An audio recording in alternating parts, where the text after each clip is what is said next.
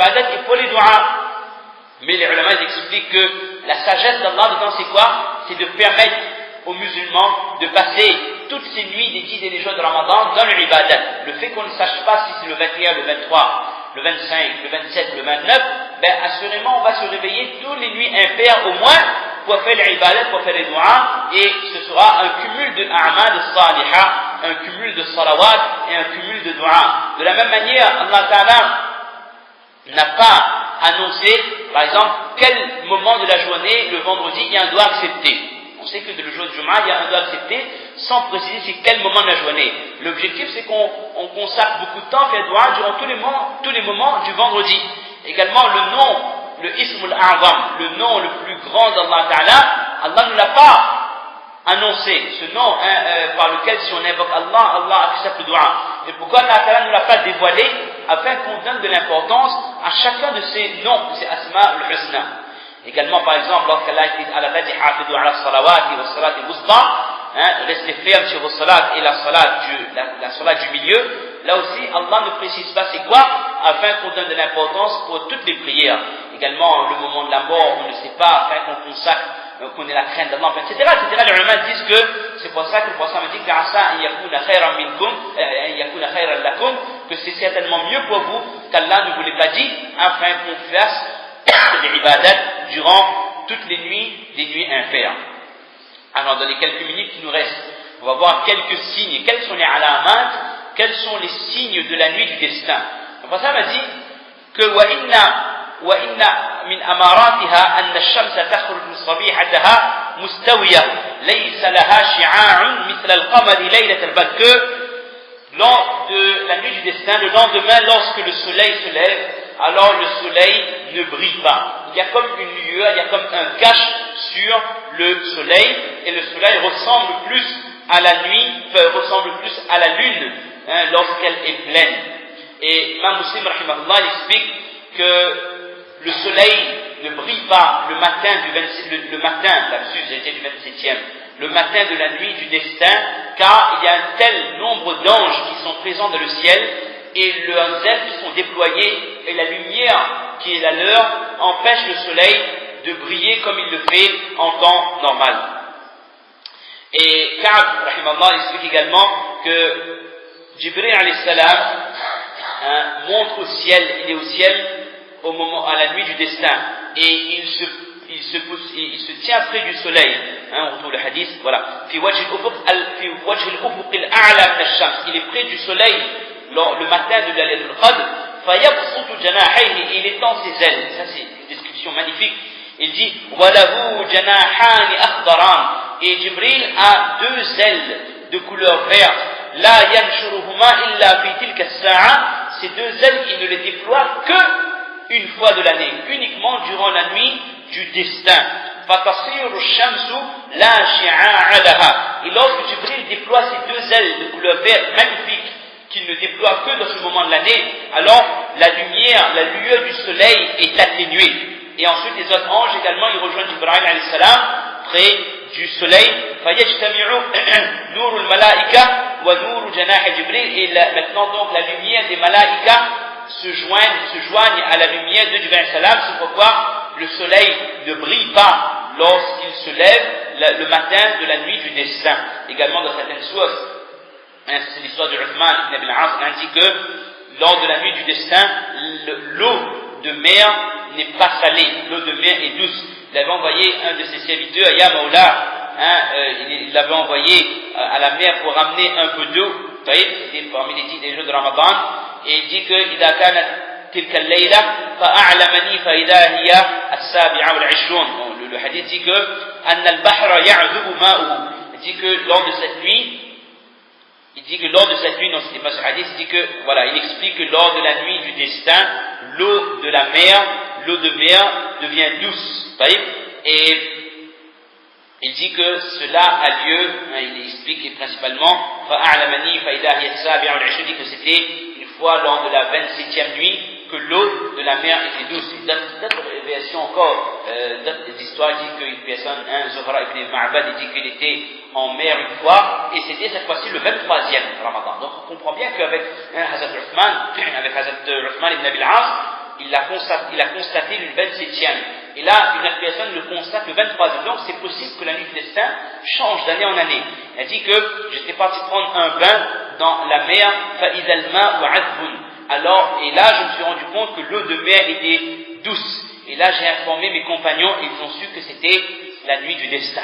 Alors, c'est une possibilité. Maintenant, si on habite près de la mer, on peut aller, mais des conseils, n'allez pas prendre un bain toutes les nuits impaires dans la mer avec les requins qu'il y a ici. On risque d'en ressortir un peu diminué. Également, dans cette abréviation, il est dit que la nuit du destin, les arbres sont courbés. Alors, ce n'est pas une généralité.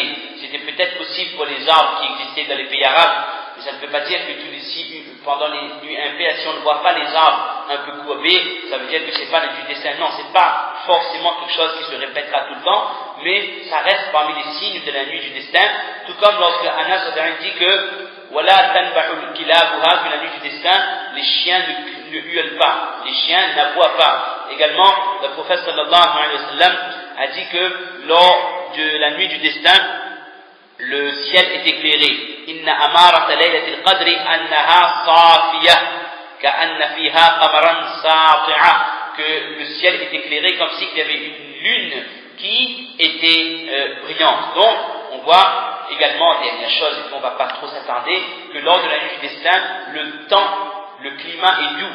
La barda fiha wa la har, il ne fait ni chaud et il ne fait ni froid. Donc ça, c'est des petits signes pour reconnaître la nuit du destin. Et qu'est-ce qui se passe en 10 minutes? Qu'est-ce qui se passe exactement durant la nuit du Laylatul Qadr? Qu'est-ce qui se passe également durant la nuit du Laylatul Qadr?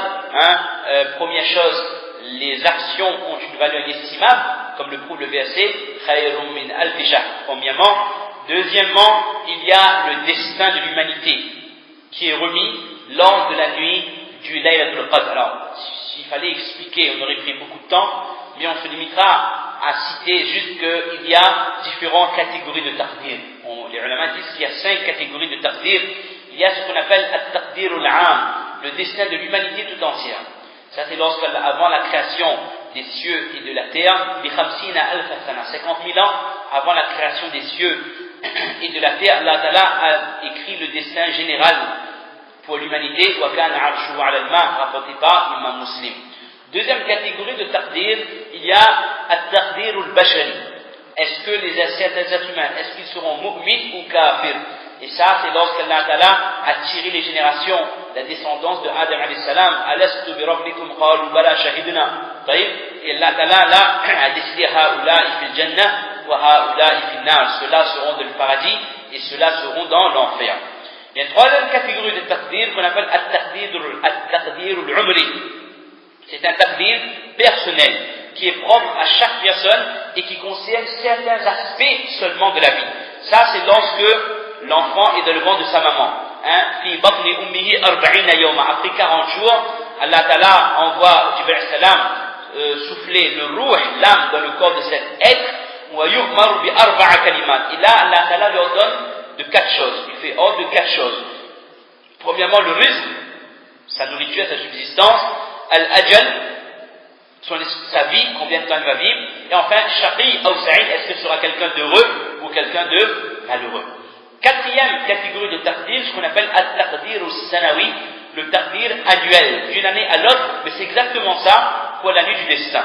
C'est la vie, la mort, le rosier, la pluie, etc., ce qu'on a vu tout à l'heure. Et enfin, il y a ce qu'on appelle at-taqdir al-yawmi, il y a le taqdir journalier, les décisions qu'Allah prend tous les jours.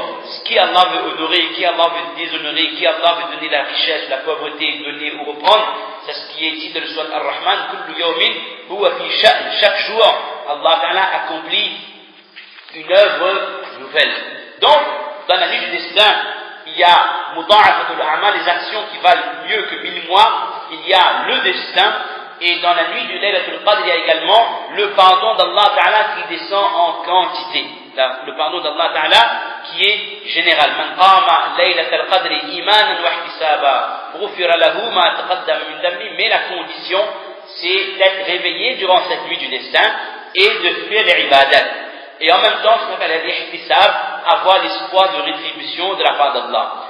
Autre chose qui se passe durant la nuit du destin, les doigts sont acceptés, comme le dit Sufyan al-Thawri, ad-du'a fi min tilka al-laylati ahabbu ilayya min as-salat. Que Sufyan, le tabi'in, disait que en cette nuit, je préfère consacrer plus de temps dans les du'as que consacrer le temps dans la salat. Sufyan, il dit qu'il est mieux de passer plus de temps dans les du'as que de passer le temps dans la salat. Et également, comme on a vu tout à l'heure, les anges descendent en masse sur le dunya durant la nuit du destin. Et dans certains hadiths rapportés par Mohammed, le prophète même dit Al-malaikatu tilka al-laylati fil ardi aktharu min adad al-hasa, que durant cette nuit, il y a plus d'anges sur la terre qu'il n'y a de cailloux, qu'il n'y a de petits galets sur la surface de la terre. Et ils descendent bi amrillah. Ils descendent par ordre d'Allah subhanahu wa ta'ala. Ibn Kathir dit que lorsque ces anges descendent, yanziluna ma'a tanazzulil barakati wal rahma. Ils descendent avec les barakas, avec les rahmats d'Allah subhanahu wa ta'ala. Bon, il y avait certains hadiths un peu longs qui expliquent comment les anges descendent, mais on ne va pas trop s'attarder. Il dit que les anges viennent tous les endroits de la terre, sauf dans un endroit où on adore autre qu'Allah, ou alors dans une maison où il y a une statuette, etc., dans un endroit où il y a des choses haram, où il y a de l'alcool, où il y a des choses donc interdites. Là, les anges ne viennent pas, mais mis à part cela, les anges viennent partout. Dans certaines choses, il même dit que Jibril salam, il se peut, Jibril salam, il fait même le mustafaha, il fait même le salam, il adresse même le salam à chaque musulman qui est réveillé. Et dans les commentaires, il est dit que wa alamatu dhalik, et comment on peut reconnaître man iqsha'arra jilduhu wa raqqa qalbuhu wa dama'at 'aynahu fa inna dhalika min musafahati Jibril. Si je ne me trompe pas, c'est Ibn al-Jawzi rahimahullah qui explique que la personne qui durant la nuit du destin, ou une nuit où elle est éveillée pendant les nuits impaires, elle a des frissons, elle ressent des frissons sur toute sa peau, ou alors son cœur s'attendrit, ou alors ses yeux, et cette personne se met à pleurer dans ses doigts, dans ses ibadat.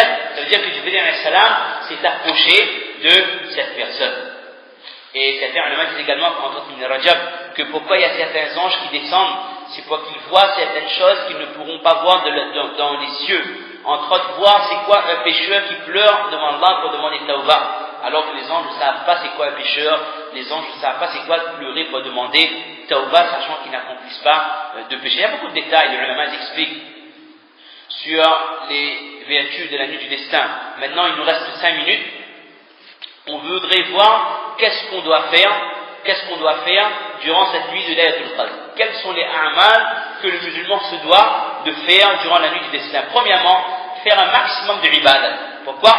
Pour la simple raison que les ibadats valent mieux que les ibadats de 1000 ans. Et 1000 ans, ça vous fait 83 années quand même. Et quand est-ce qu'on prendra conscience de l'importance d'un tawab, d'un neki? Quand est-ce qu'on comprendra qu'une bonne action accomplie a une valeur exceptionnelle? Ibn al-Jawzi raconte que Al-Abdu, إذا مات أحضر عمله كله عند رأسه حين يغسل خيرا كان أو شرا. Elle dit que lorsque quelqu'un meurt, toutes les actions de cette personne, bonnes comme mauvaises, sont présentées auprès de la tête de cette personne lorsqu'on lui donne son bain mortuaire.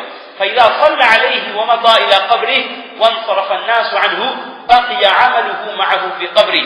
Lorsqu'on a fait le namaz janaza sur cette personne et qu'on l'a amené dans sa tombe et que les gens sont repartis, alors ce sont les actions et uniquement les actions bonnes comme mauvaises qui vont rester avec cette personne dans sa tombe. Alors maintenant imaginez qu'on retrouve des milliards et des milliards de bonnes actions, des années de bonnes actions qu'on n'a pas fait mais qui seront avec nous dans notre tombe parce qu'on a passé la nuit du destin de l'ibadat. Imaginez comment le musulman sera satisfait de ces nuits qu'il a passées éveillé durant les nuits impaires de ce mois de Ramadan. Également, il continue, dit que وَلَا يَزَالُ مَعَهُ فِي قَبْرِهِ يَخْرُجْ إِلَى يَوْمِ يَخْرُجُ. On va dire en français que ces actions restent auprès d'elle dans sa tombe jusqu'à la résurrection. Lorsqu'elle sort de sa tombe, فَإِذَا خَرَجَ خَرَجَ مَعَهُ. Lorsqu'elle sort de sa tombe, les actions aussi restent avec cette personne, que ce soit au moment de mourir, que ce soit dans la tombe, que ce soit au moment de la résurrection. Il n'y a que les actions qui seront près de nous. Ni les parents, ni notre épouse, ni notre mari, ni nos enfants, mais uniquement nos a'mal. Et maintenant, nous de voir qu'est-ce qu'on veut retrouver comme a'mal auprès de nous, le jour de Qiyamah et dans la tombe. Est-ce que ce sont des bonnes actions ou des mauvaises? Et si ce sont des bonnes, est-ce que nous ne voudrions pas trouver une quantité